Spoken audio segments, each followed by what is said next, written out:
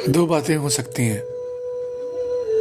या तो इंसान और कुछ जानवर जिनके पास दिल और दिमाग है, कुछ इस तरह का स्ट्रक्चर है जो कि एक पत्थर की तरह ही है, बस उसमें कुछ खासियत है, कुछ फॉर्म का चेंज है, लेकिन हम उसी को स्पेशल मानते हैं क्योंकि वो किसी रीज़न से, उनके स्ट्रक्चर के रीज़न से, अगर हम सही में बात करें तो वो लोग और कुछ जीव चीज़ों को समझ पाते हैं। इसी को समझ कहते हैं।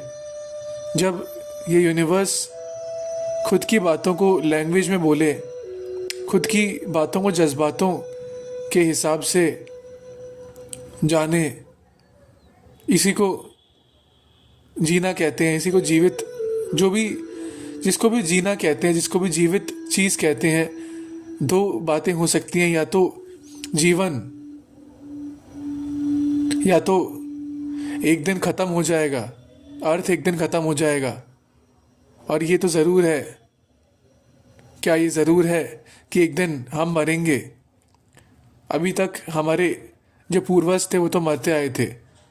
अब ये क्वेश्चन का आंसर तभी पता लगेगा जब हमको ये पता लगेगा कि क्या ये यूनिवर्स का एंड शून्य में होने वाला है, या फिर इस यूनिवर्स का एंड कुछ अजीब सा होने वाला है। स्पेस और टाइम कुछ अलग चीज़ें हैं और हमको पता नहीं है उनके बारे में, या फिर ऐसा है कि जैसा अभी है वैसे ही हमेशा के लिए चलता रहेगा। लेकिन इतना तो पक्का है कि अर्थ का एक दिन रिसोर्सेज ख़त्म हो जाएंगे, एक दिन सूरज के रिसोर्सेज ख़त्म हो जाएंगे, पर उसका भी एक समाधान है। अगर हम एआई से कुछ ऐसे तरीके से मशीन्स बना लें जो कि एटॉमिक एनर्जी को यूज़ करके, न्यूक्लियर एनर्जी को यूज़ करके, या फिर जो भी टाइप की फ्यूजन फिजन, जो भी एनर्जीज़ को यूज़ करके, जो भी साइंस के तरीके होंगे, कोई ऐसी टेक्नोलॉजी बन जाए जिससे एआई अपने आप रास्ता दिखाए हम लोगों को।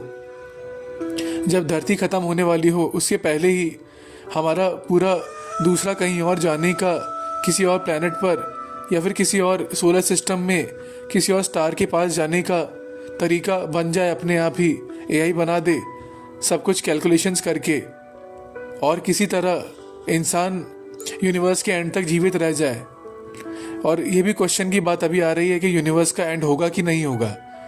और चलो इसी की बात कर लेते हैं पहले कि यूनिवर्स का अगर शून्य में एंड होगा तब तो मैं ज़रूर कह सकता हूँ कि वापस से यूनिवर्स शुरू होगा।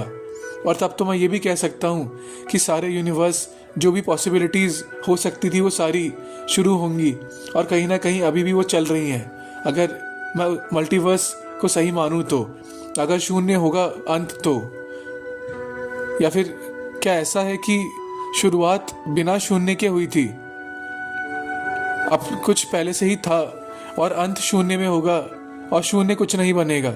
ऐसा भी हो सकता है। चलो एक बार फिर से इस बारे में बात करते हैं कि इंसान अगर नहीं रहा तब क्या? तब हम लोग ये बोल के संतुष्टि पा सकते हैं कि कभी ना कभी तो कोई जीव आया जिसने ब्रह्मांड को जाना, ब्रह्मांड ने खुद को जाना। और हम लोग ये श्योरिटी के साथ जानते हैं कि हम कुछ रहस्य जानते हैं यूनिवर्स के, हम कुछ साइंस जानते हैं जो जानी जा सकती है, क्या पता और भी जानी जाए। लेकिन साइंस जानना सबसे बड़ा लक्ष्य तो नहीं है। सबसे बड़ा लक्ष्य ये जानना था कि हम उस संपूर्ण के चेहरे हैं जो सब कुछ कंट्रोल कर रहा है। हम उसके चेहरे हैं जो सब कुछ कंट्रोल कर रहा है। सब कुछ जो है हम ही कंट्रोल कर रहे हैं, वो हमारा है। और इस तरह से हम सब कुछ बराबर रूप से होकर अमर हैं। यूनिवर्स जो भी बनता है हम वो बनेंगे, हम अमर हैं। और अगर दूसरा रास्ता सही है, होगा, सही में होगा कि इंसान अनंत तक जी जाएंगे, अनंत के लिए इंसान और किसी तरह की ज़िंदगी रहेगी जो कि अभी के लेवल ऑफ साइंस को जानती होगी, और क्या पता और भी साइंस को जानती होगी, और यूनिवर्स अनंत के लिए रहेगा, तब इससे अच्छा कुछ नहीं हो सकता।